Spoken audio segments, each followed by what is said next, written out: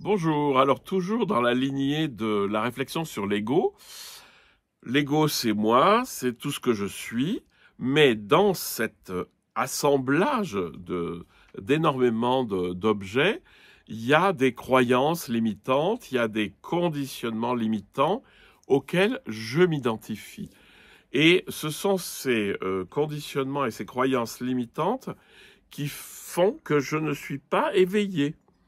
C'est-à-dire, il y a deux forces très simples. La première, c'est l'ego qui me renferme, qui me resserre, et l'éveil qui m'ouvre. Et en fait, la grosse erreur, c'est de croire qu'il va falloir tirer sur les barreaux pour les ouvrir, euh, parce que ça marche pas. Parce que qui c'est qui veut tirer sur les barreaux? C'est encore l'ego, je veux me libérer. En fait, écoutez-moi bien, ça c'est quelque chose qui m'est venu vraiment avec des années de réflexion et de travail, de pratique sur ces choses-là. C'est qu'en fait, il y a une force qui nous renferme, c'est ce qu'on appelle le côté limité, limitant de l'ego, les croyances limitantes, etc., qui nous rétrécissent, et l'éveil qui nous ouvre.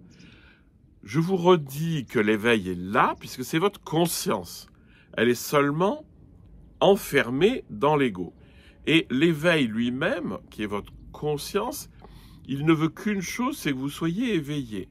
C'est-à-dire la force qui va ouvrir l'espace en vous, c'est l'éveil lui-même.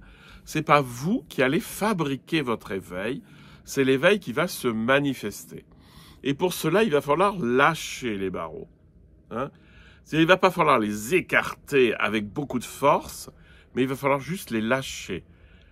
L'éveil se produit ou se réalise, ou ce que vous voulez, dans la mesure où on arrête de le vouloir. C'est-à-dire qu'on ne veut pas, parce que c'est l'ego qui veut. Mais si vous laissez faire, eh bien, ça se fera tout seul. Hein.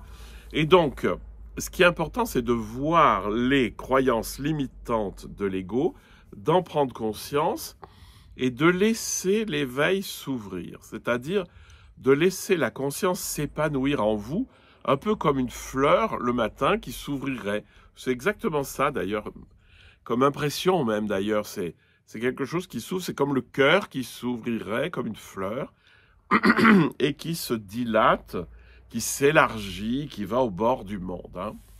Donc ça, je vous ai déjà beaucoup expliqué que cette ouverture de la conscience, elle se passait par l'essence d'abord. On ouvre la conscience par l'essence et ça nous permet de prendre conscience de la conscience en soi pour après trouver cette pure présence qui est l'essentiel finalement de l'éveil.